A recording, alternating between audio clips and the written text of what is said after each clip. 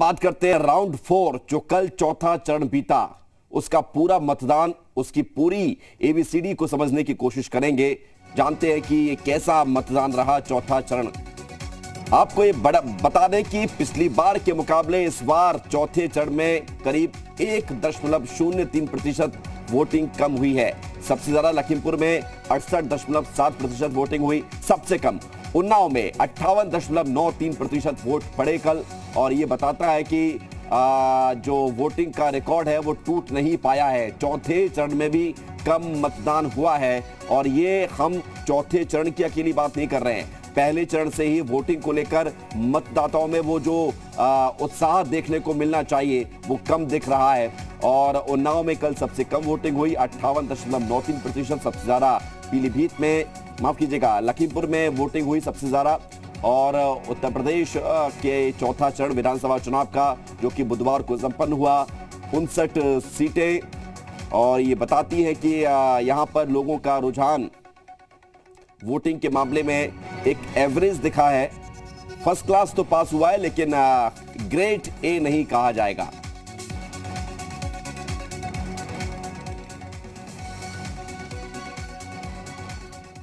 उत्तर प्रदेश में बुधवार को विधानसभा चुनाव के चौथे फेज का मतदान खत्म हुआ और इस बार करीब 61.65% वोटिंग हुई। 2017 में इन्हीं 59 सीटों पर 62.55% वोटिंग हुई थी, यानी इस बार करीब 1% वोटिंग कम हुई है। 2012 में इन 59 सीटों पर 57.52% वोटिंग हुई थी। वहीं 2012 की तुलना में 2017 में वोटिंग में 5% का इजाफा हुआ था और सरकार भी बदली थी। लेकिन इस बार 2022 में ये अंतर बढ़ा नहीं है, उल्टा कम हुआ है। ये देखिए, 17 में बीजेपी को 51 सीट मिली थी 59 में से, 2012 में सिर्फ 3 मिली थी। अब 22 में कितनी मिलनी है ये तो 10 मार्च को तय होगा। लेकिन वोटिंग परसेंटेज का एक अपना गणित है, इसे सियासी पंडित ही समझते हैं। बीएसपी की अगर बात की जाए तो 2017 में सिर्फ 2 सीटें मिली थी 59 सीट में से, 2012 में 13, 22 में कितनी ये तो 10 मार्च को। कांग्रेस की बात की जाए तो कांग्रेस के प्रदर्शन में 10 साल से कुछ ज्यादा अंतर दिख नहीं रहा है। 2017 में 3 और 12 में 2। अगर राउंड 4 की वोटिंग परसेंटेज की बात की जाए तो ये बताता है कि ये पिछली बार की तुलना में 2017 की तुलना में 1% करीब कम रहा है। और वोटिंग परसेंटेज कम होने का एक अलग मतलब निकाला जाता है। वोट प्रतिशत अगर आपको दिखा रहे हैं, 17 में 51 सीटें जीती थी और 2012 में 3, बीजेपी ने, समाजवादी पार्टी ने 4 जीती थी। 2017 में 39 जीती थी। 2012 में तब सरकार भी बनी थी समाजवादी पार्टी की। 2012 में बीएसपी की बात की जाए 17 में 2 जीती थी, 12 में 13 जीती थी। तो ये आपको रिकॉर्ड बता रहे हैं पिछले 2 चुनावों के। कांग्रेस की बात की जाए तो 2017 में जीती थी, 2012 में 3 सीटें जीती थी। और ये देखिए, पहला चरण में वोटिंग प्रतिशत 62.4, दूसरे में 55 सीटों पर 64.44%। तीसरा चरण हुआ 59 सीटें थी, 60.08%। और चौथे चरण में 59 सीटें ही थी, 57.4% ये मतदान हुआ है। मलियाबाद की अगर बात की जाए तो करीब 58%, बख्शी तालाब 57%, सरोजनी नगर 53.56%, लखनऊ पश्चिम 54.50%, लखनऊ उत्तर की अगर बात की जाए तो 54.80%, लखनऊ पूर्व 53.44%, लखनऊ सेंट्रल 56.02%, लखनऊ कैंट 53.57%, और बख्शी का तालाब में 57.25%, सरोजनी नगर में 53.55%। ये बताता है कि लखनऊ की शहरी जनता, राजधानी की जनता वोटिंग के मामले में पीछे रही है। और हमारे साथ कुछ खास मेहमान जुड़ रहे हैं, उनसे हम आपको तारुफ कराते हैं। सबसे पहले विजय उपाध्याय, राजनीतिक विश्लेषक, हमारे साथ जुड़ गए हैं। हमारे साथ के विक्रम राव, वरिष्ठ पत्रकार हैं, वो भी हमारे साथ जुड़ गए। और जब्बार खान लखनऊ से हमारे सहयोगी जुड़ गए। के विक्रम राव जी, आप सबसे वरिष्ठ हैं और आपने न जाने कितने चुनाव देखे हैं। पॉलिटिकल पंडित बताते हैं कि वोटिंग का परसेंटेज ये तय करता है कि जनता के मन में क्या है, लेकिन हम देख रहे हैं लगातार 4 चरणों में वोटिंग का परसेंटेज जो बढ़ना चाहिए, जो लोग कहते हैं कि एंटी इनकम्बेंसी होती है तो बढ़ता है, या लोगों में जो प्रयास किए जाते हैं चुनाव आयोग के द्वारा कि वोटिंग परसेंटेज बढ़े, वो दिख नहीं रहा है। कल भी 1% कम रहा पिछली बार की तुलना में। ये क्या गणित बताता है? विवेक, आपके विवरण के आधार पर मैं अपना विश्लेषण पेश करूंगा जी। लो पोलिंग का माने ये है कि भारतीय जनता पार्टी का स्टेटस को बना रहेगा, उसे नुकसान नहीं होगा। अगर एंटी इनकम्बेंसी होती तो लोग जम के वोट डालते, बीजेपी के लोगों को हराते, लेकिन नहीं। अब तुलनात्मक मैं प्रमाण दे रहा हूँ आपको, लखीमपुर खीरी और पीलीभीत देख लीजिए, वहां भाजपा के खिलाफ वोट पड़े हैं। उसका कारण भी सर्वविदित है, लखीमपुर कांड किसानों का और पीलीभीत वरुण गांधी की बगावत। इसकी वजह से हायर पोलिंग भी और बीजेपी को दोनों सीटों में बहुत नुकसान हो रहा है। अब बचाव हो जाए तो बात दूसरी है, लेकिन लखनऊ में मुझे लगता है वही रिपीट होगा। यहाँ मैं एक बात आपसे और कहना चाहूंगा विवेक, कि इस विश्लेषण में हमारे पत्रकार साथियों ने एक बहुत बड़ी उपेक्षा की है बहुजन समाज पार्टी की। जी। आपका अमित शाह जो गुजरात का व्यापारी रहा है, बढ़िया मैं जानता हूँ उसको, वो नफा नुकसान खूब समझता है। कल उसने मायावती की बहुत तारीफ की, उसका मायावती को अंडररेट मत कीजिए, मायावती बहुत महत्वपूर्ण है, उसकी पार्टी की किरदारी बहुत खास रही है। अब इस पर आज पत्रकारों को गौर करके लिखना चाहिए। इंडियन एक्सप्रेस से थोड़ा लिखा दिए। मैं आपको यहाँ बताऊं, 20% वोट मायावती की पार्टी पाती रही पिछले 3 चुनाव में। बिल्कुल। आपकी उसने जो चतुराई की है, राजनीतिक चतुराई, खुद या जिसकी भी राय पर, उसने हर जगह समाजवादी पार्टी को नुकसान पहुंचाया है, चारों चरणों में और लखनऊ में खासकर।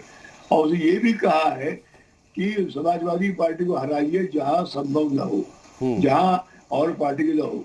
ये सब चीजें बड़ी नहीं, ये अदावत तो दिखती है कि विक्रम राव जी की बीएसपी का टारगेट पहला समाजवादी पार्टी है और दूसरा फिर कोई भी मान लिया जाए, चाहे बीजेपी या फिर कांग्रेस, लेकिन पहला टारगेट समाजवादी पार्टी है, इसमें कोई दो राय नहीं है। हम आएंगे आपके पास लौटकर, हम बात करेंगे जब्बार खान से। जब्बार, कल आपने दिन भर रिपोर्टिंग की, वोटिंग परसेंटेज वो बैलेंस रहा, ना बढ़ा और कम भी ज्यादा नहीं हुआ, 1% ही कम हुआ है। ये क्या रिफ्लेक्ट कर रहा है और वहां की जनता ने, आपने दिन भर उनसे सवाल किए, वो क्या रिस्पॉन्स कर रहे हैं?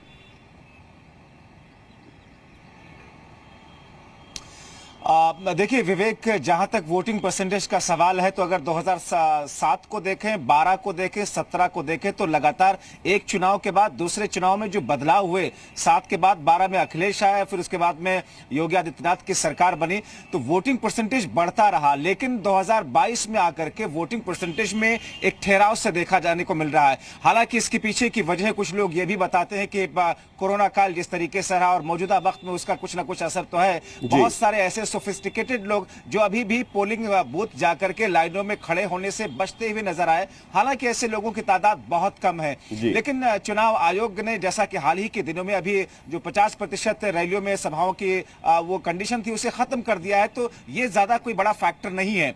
मगर राजनीतिक पंडित जैसा कि बताते हैं कि ज्यादा वोटिंग परसेंटेज का मतलब बदलाव है, लेकिन कई बार इसी भारतीय चुनाव के इतिहास में देखा गया कि कम वोटिंग परसेंटेज होने के बावजूद भी बदलाव हुआ है। तो दोनों तरह के समीकरण हमने देखे हैं और ये देश गवा रहा है, देश का चुनाव गवा रहा है। जहां तक बात इस चौथे चरण की करें विवेक, तो ये वो चौथा चरण है जहां पर जिसमें पीलीभीत आता है, जिसमें सीतापुर आता है, जिसमें लखीमपुर खीरी आता है, और जहां पर सिख वोटर्स की तादाद ज्यादा है, पासी वोटर्स की तादाद ज्यादा है, कुर्मी वोटर्स की तादाद ज्यादा है। और इन तीनों बेल्ट को अगर देखा जाए तो एक तरीके से इसे मिनी पंजाब कहा जाता है। सिखों की अच्छी खासी आबादी है, क्योंकि बंटवारे के टाइम पर एक बड़ा तबका यहाँ आकर के सिखों का बसा था।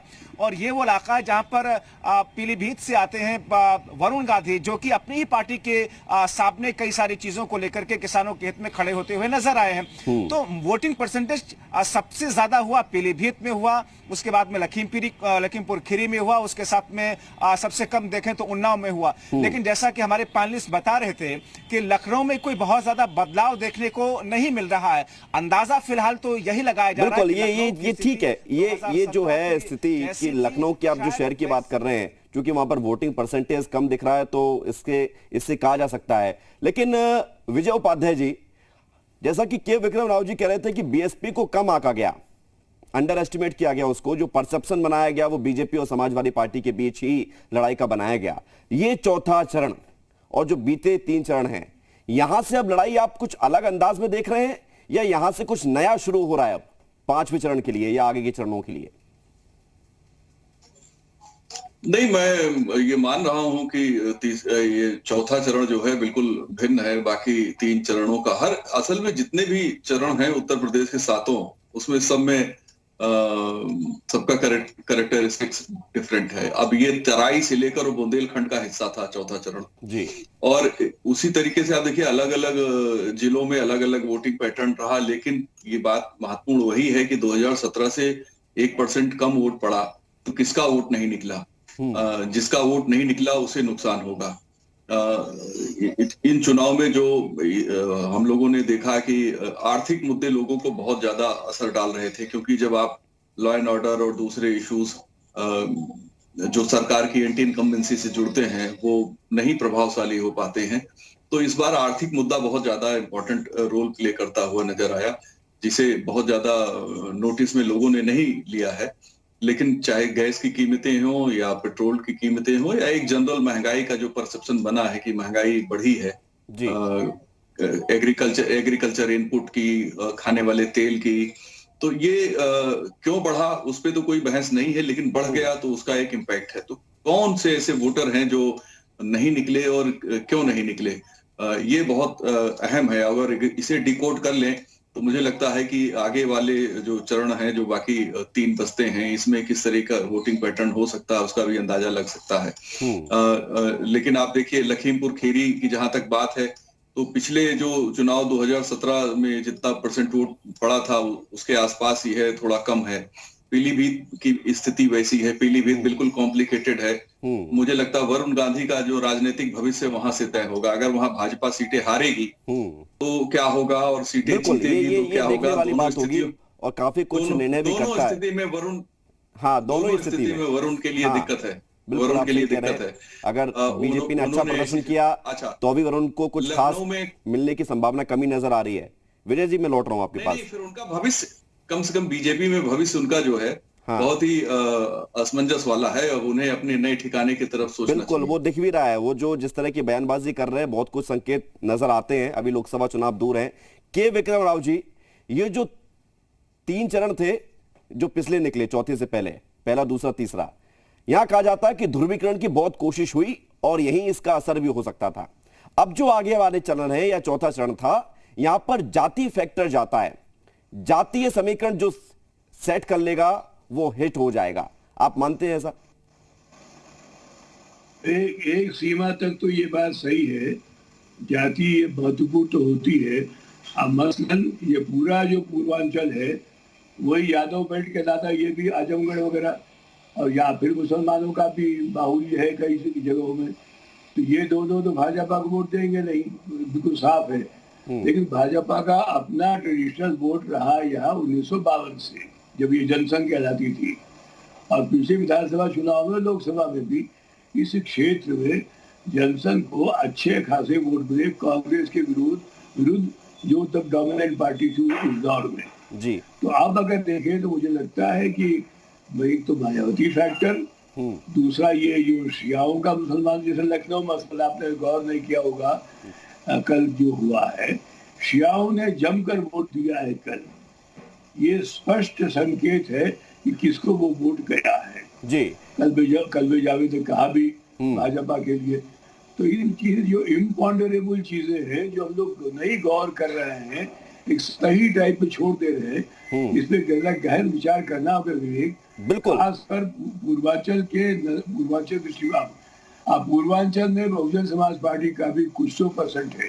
एक बात, जैसे बस्ती में आज देवी जी मायावती रैली कर रही है जी जी, बस्ती में, उसका भी असर कितना पड़ेगा देखना पड़ेगा।